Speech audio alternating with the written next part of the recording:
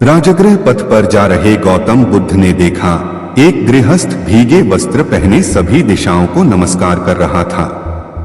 बुद्ध ने पूछा, महाशय, इन 6 दिशाओं की पूजा का क्या अर्थ है?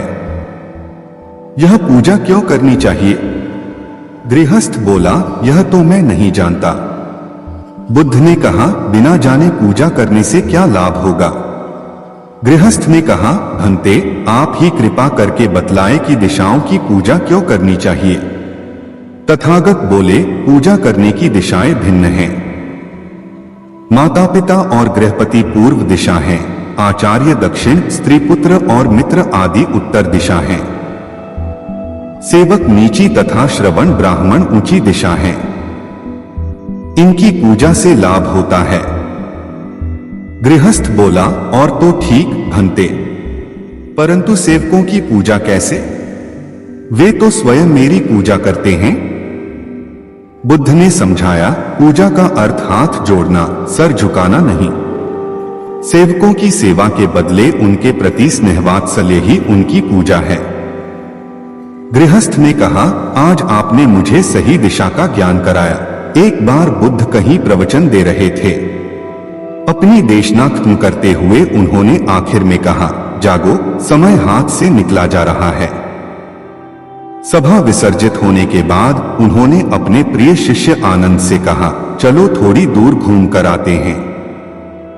आनंद बुद्ध के साथ चल दिए।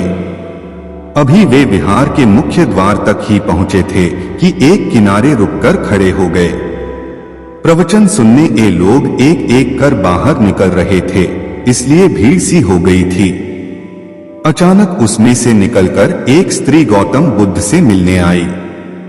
उसने कहा, तथागत, मैं नर्तकी हूं। आज नगर के श्रेष्ठी के घर मेरे नृत्य का कार्यक्रम पहले से तय था, लेकिन मैं उसके बारे में भूल चुकी थी। आपने कहा समय निकला जा रहा है तो मुझे तुरंत इस बात की याद आई। धन्यवाद तथागत। उसके बाद एक डकैत बुद्ध की ओर आया। उसने कहा, तथागत, मैं आपसे कोई बात छिपाऊंगा नहीं। मैं भूल गया था कि आज मुझे एक जगह डाका डालने जाना था कि आज उपदेश सुनते ही मुझे अपनी योजना याद आ गई। बहुत बहुत धन्यवाद। उसके जाने के बाद धीरे धीरे चलता हुआ एक बूढ़ा व्यक्ति बुद्ध के पास आया। वृद्ध ने कहा, तथागत, जिंदगी भर दुनियावी चीजों के पीछे भागता रहा। अब मौत का सामना करने का दिन नजदीक आ जा रहा है। तब मुझे लगता है कि सारी जिंदगी यूं ही बेकार हो गई। आपकी बातों से आज मेरी आंखें खुल गई। आज से मैं अपने सरे दुनियावी मोह छोड़कर निर्वाण के लिए कोशिश करना चाहता हूं।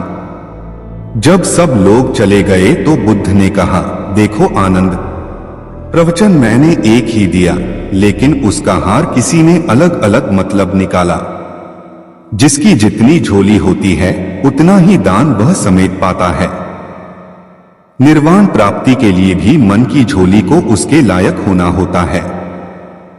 इसके लिए मन का शुद्ध होना बहुत जरूरी है।